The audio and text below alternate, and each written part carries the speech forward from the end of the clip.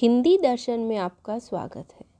हम कक्षा 11 एवं कक्षा 12वीं में चलने वाली पुस्तक हिंदी साहित्य का संक्षिप्त अध्ययन पढ़ रहे हैं। कल की कक्षा में हमने हिंदी की प्रमुख भाषा एवं बोलियों के संदर्भ में जानकारी प्राप्त की।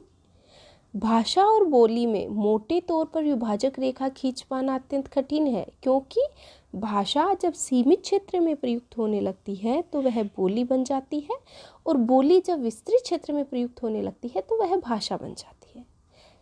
मोटे तौर पर हम भाषा और बोली के संदर्भ में यह कह सकते हैं कि भाषा एक बहुत बड़े भूभाग में बोली जाती है, अर्थात उसका क्षेत्र विस्तृत होता है, जबकि बोली का क्षेत्र अपेक्षाकृत भाषा के सीमित होता है।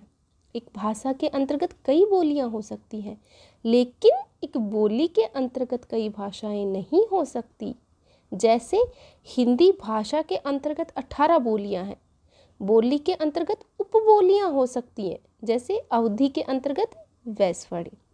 आज की कक्षा में हम हिंदी साहित्य के इतिहास का प्रयोजन और हिंदी साहित्य के इतिहास की जो स्रोत सामग्री है उसके विषय में अध्ययन करेंगे। तो आइए देखते हैं। साहित्य के इतिहास लेखन का मूल प्रयोजन साहित्य की प्रवृत्तियों एवं उसकी उपलब्धियों को जनता तक पहुंचाना है। उसके आंतरिक और बाह्य संघर्ष की गाथा को सरल व सुबोध भाषा में वर्णित करना है। साहित्य की प्रेरक शक्तियों के साथ आंतरिक भाव सामंजस्य बिठाना है तथा जीवन को गति प्रदान करने वाले साहित्य की समाज में क्या भूमिका है उसे बतलाना एवं राजनीतिक, सामाजिक, सांस्कृतिक परिस्थितियों का दिग्दर्शन कराना साहित्य इतिहास का प्रयोजन है। साहित्य इतिहास का प्रयोजन क्या है? इन सब परिस्थितियों का और समाज का दिग्दर्शन करवाना। इतिहास शब्द इति और हास से बना है, जिसका अर्थ है ऐसा ही था। यदि साहित्य के इतिहास को साहित्यिक दिग्दर्शन कहा जाए तो अनुचित नहीं होगा, क्योंकि यह वर्तमान और अतीत के पक्षों को उजागर करता है और हिंदी साहित्य के इतिहास में हिंदी का मूल उद्गम और उसके क्रमिक विकास को समझाता है। साहित्य का इतिहास अपने विकास क्रम का अध्ययन करता है और समाज का ध्यान केंद्रित करता है। साहित्य का कालक्रम, नामकरण, उसमें योगदान देने वाले कवि लेखकों का सहयोग व तत्कालीन परिस्थितियों का अध्ययन करता है, जो समाज के लिए अति आवश्यक है, क्योंकि उसके द्वारा विकास क्रम के सोपानों और स्तरों को आसानी से समझ सकते हैं।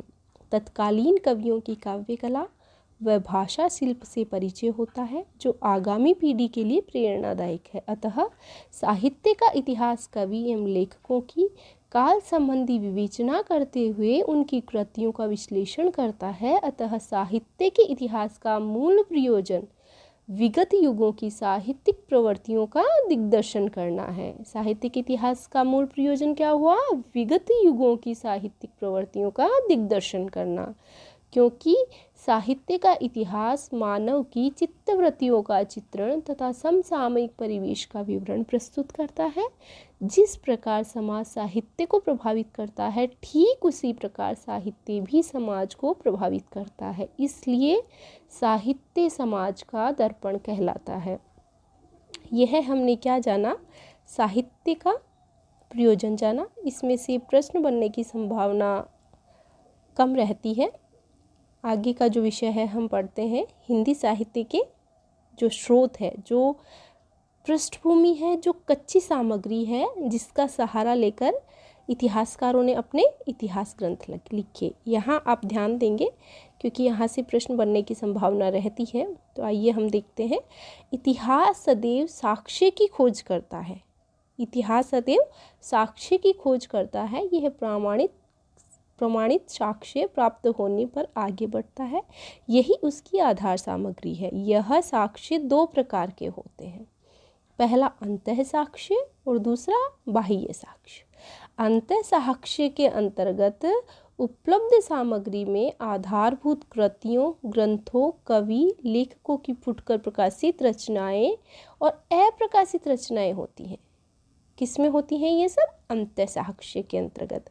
और बाह्य साक्ष्य के अंतर्गत ताम्रपत्रावली, शिलालेख, वंशावलियाँ, जनश्रुतियाँ, कहावतें, ख्यात, वचनिकाएँ जैसी सामग्री बाह्य साक्ष्य होती हैं।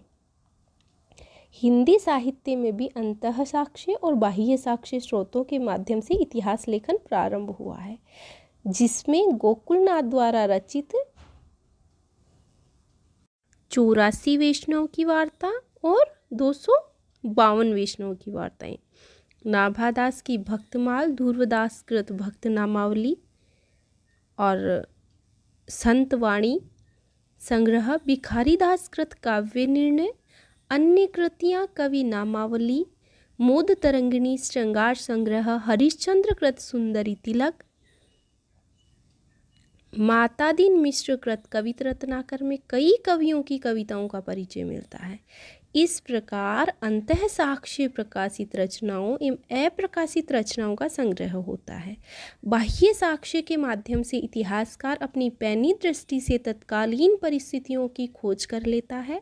कर्नल टोड द्वारा लिखित राजस्थान का इतिहास में चारण कवियों का तथा काशी नागरी प्रचारणी सभा की खोज रिपोर्ट में अज्ञात कवियों एवं लेखकों का परिचय मिलता है। मोतीलाल मेनारिया ने राजस्थान में हिंदी के हस्तलिखित ग्रंथों की खोज की तथा हिंदुओं के धार्मिक दर्शन के सिद्धांतों को निरूपित करते हुए उस समय के कवि, लेखकों एवं आचार्यों के विचारों की भी समीक्षा की। जनश्रुतियों से तात्पर्य है जनता में प्रचलित बातें जिसमें सत्य का अंश छिपा रहता है। यह कई वर्षों तक लोगों की जीभ पर रहती है किंतु धीरे धीरे लिपिबद्ध हो जाती है। उनमें कवि की जीवन संबंधी घटनाओं का योग होता है तथा प्राचीन ऐतिहासिक शिलालेखों के आधार पर उस युग का चित्रण मिलता है। इस प्रकार की आधारभूत सामग्री के मूल स्रोतों के माध्यम से ही इतिहास लेखन का कार्य होता है। अतः यह लिपिबद्ध होकर एक ऐतिहासिक ग्रंथ बन जाता है। तो इतिहास की जो स्रोत सामग्री है उसमें क्या चीज़ आएगी? जो कच्ची सामग्री है, जहाँ से इतिहासकार तथ्यों को जुटाता है और अपने इतिहास लेखन में उनका सहयोग लेकर इतिहास लेखन का कार्य करता है।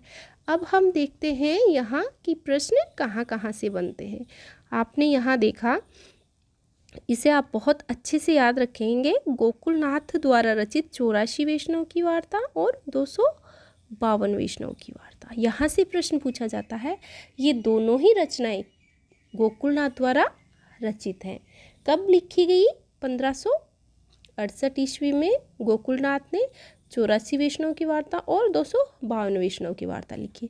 84 वैष्णव की वार्ता में वल्लभाचार्य के शिष्यों का वर्णन है और 252 वैष्णव की वार्ता में विट्ठलनाथ के शिष्यों का वर्णन है।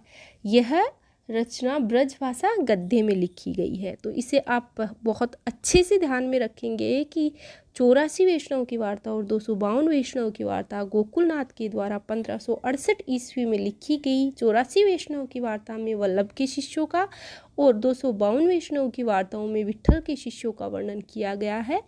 हम हिंदी साहित्य के इतिहास में इनके जो शिष्य हैं, ये अष्टछाप कवि जो हुए, 4 वल्लभाचार्य जी के और 4 विट्ठलनाथ जी के, अष्टछाप कवियों का क्रमानुसार अध्ययन हिंदी साहित्य के इतिहास में करवा चुके हैं, जहां से आप इसे बहुत अच्छे से कवर कर सकते हैं। आगे देखते हैं नाभादास कृत भक्तमाल। भक्तमाल अग्रदास के शिष्य नाभादास ने 1585 ईस्वी में लिखी। इसमें भी 200 भक्तों के चमत्कारपूर्ण चरित्र का वर्णन है। 316 छप्पियों में है। इसमें भक्त कवियों की जानकारी प्राप्त होती है और तुलसीदास जी का बहुत अच्छे से वर्णन भक्तमाल में किया गया है।